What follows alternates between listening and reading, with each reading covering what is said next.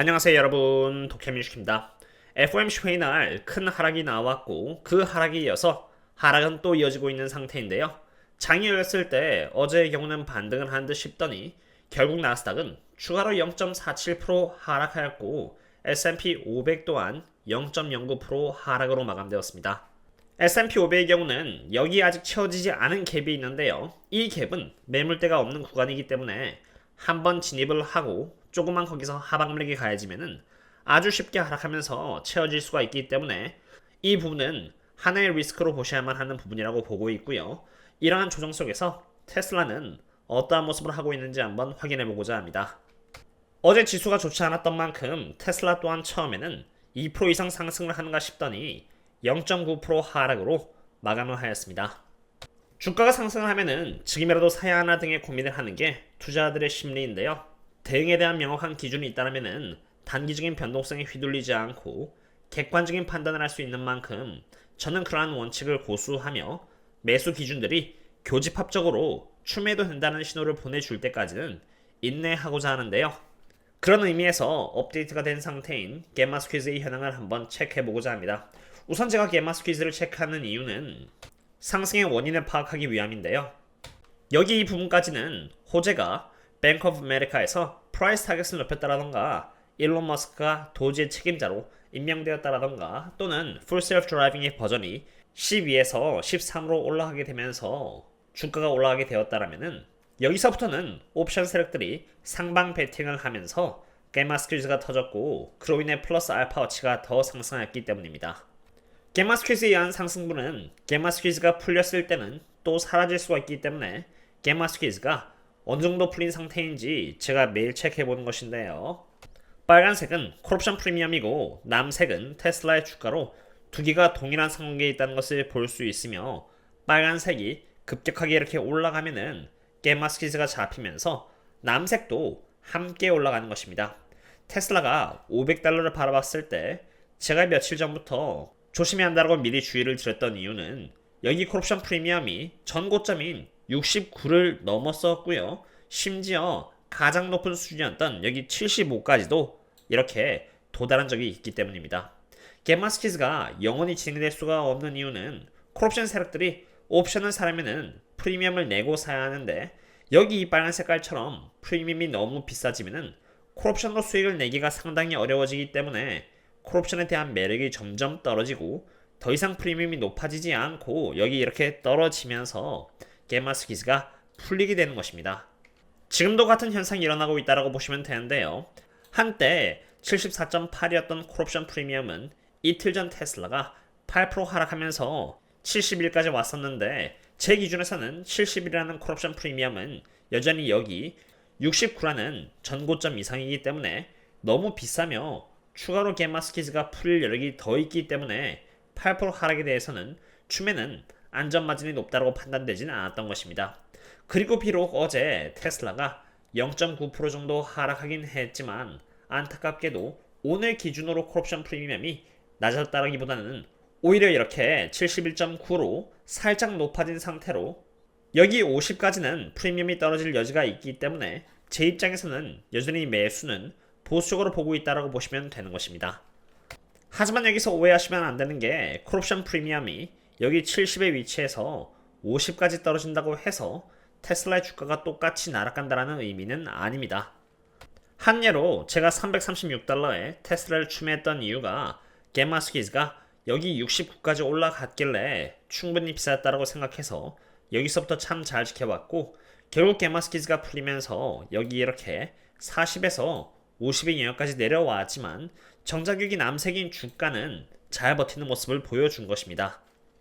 주식시장에서 여러 호재가 생기면서 잘 버텨준 것인데 옵션 프리미엄이 40에서 50으로 이렇게 저렴해지면은 다시 콜옵션 세력들이 옵션을 사기 위해서 나타날 수가 있고 그로 인해 게마스키즈가 또 터지면서 주가를 부양할 수 있게 되기 때문에 이러한 수치를 기준으로 제가 추매를 했다라고 보시면 됩니다.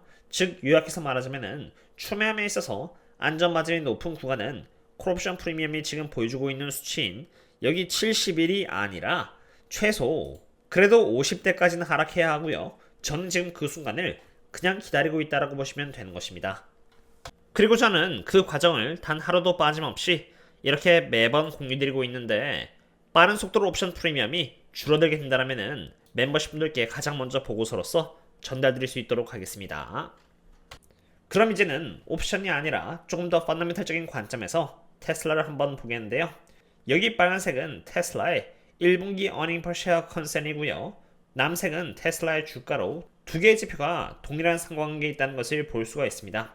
지금은 주가가 하방력을 받고 있지만 애널리스트들의 1분기 어닝 퍼 쉐어 컨센은 여기 이렇게 보시는 것처럼 전혀 조정이 되지 않은 상태로 펀더멘탈 측면에서는 특별한 변화는 없다는 것을 볼 수 있는 것입니다. 처음에는 갬마 스퀴즈로 인해서 애널리스트들이 바라보고 있는 범주 이상의 영역으로 가면서 주가가 올랐고요. FOMC 회의가 촉매제가 돼서 갬마 스퀴즈가 풀리면서 다시 애널리스트들이 바라보고 있는 범주 내로 지금 회귀하고 있다고 보시면 되는 것입니다. 만약 애널리스트들이 예측치에 큰 변동이 생겨서 여기 수치가 하향 조정이 되었다면 테슬라의 주가는 더 큰 조정이 뒤따를 수 있는 가능성이 있겠지만 지금 그러한 모습은 없기 때문에 다행이라고 생각이 되고요. 다만 여전히 여기 남색인 주가는 빨간색인 어닝 퍼 쉐어 컨센보다 위에 있기 때문에 그 아래로 내려올 때까지는 저는 관망하고자 하는 것입니다. 지금까지 보신 이러한 지표들은 제가 저희 멤버십 분들께 매번 업데이트를 드리고 있고요. 혹여라도 이런 지표들에 있어서 상승이나 하락 등 변화가 생긴다면 여기 네이버 프리미엄 컨텐츠나 유튜브 신사학 게임을 대상으로 하고 있는 텔레그램에다가 바로 업데이트를 드리고 있고요. 제가 바라보고 있는 여러가지 지표들이 교집합적으로 추매를 해도 안전하다는 신호를 보내준다면 테슬라의 주가가 과거 336달러였을 때 트레이딩 얼러트와 함께 공지를 드렸던 것처럼 마찬가지로 업데이트를 드릴 예정이니 혹시라도 보고서를 받아보고 싶으시다면 언제든지 고정 댓글을 참고 바랍니다. 그럼 이제 매크로 부분을 보겠습니다. 지금 이 프리장에서 나스닥과 S&P 500 모두 큰 폭으로 하락한 등 심상치가 않은데요. 그러한 분위기에 맞게 국채금리는 어제도 1.02% 상승하는 등 지금 4.6%를 향해서 올라가고 있습니다. 국채금리의 상승이 주가의 하락에 기여를 하고 있는 상태이지만 추가로 CTA 또한 이제 하락에 기여하기 시작했는데요.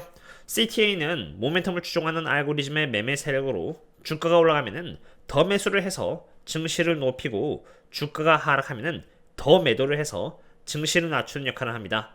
지금까지 CTA 측에서 계속 매수를 하면서 상승에 기여를 했지만 이제 점점 기울기가 다시 여기 이렇게 꺾여가는 것처럼 이제 CTA는 지금의 증시 분위기에 맞춰서 또 매도를 하려고 하고 있는 것입니다. 이런 상태에서 엔비디아의 상태는 매우 아슬아슬합니다. 지금 헤드앤숄더가 잡혀있는 상태이고요. 130달러를 기준으로 이렇게 넥라인이 잡혀있는데 만약 뚫리게 된다면 헤드앤숄더가 완성이 되면서 주가는 여기 118달러대로 빠질 수 있게 됩니다. 그러므로 고평가를 받고 있는 엔비디아 혹은 반도체의 경우는 특히나 조심해야 한다고 생각이 됩니다. 오늘은 이렇게 테슬라와 매크로 그리고 반도체 상태에 대해서 분석을 해봤는데요. 테슬라에 대한 분석은 제가 여기 이렇게 하루에 2번씩 멤버십 분들 상으로 업데이트를 드리고 있는 만큼 오늘 밤 장 전에 제가 테슬라 midnight 업데이트를 통해서 또 분석을 드리도록 하겠습니다. 다들 조심히 투자했으면 좋겠고요. 그럼 다음에 또 만나요. See you later.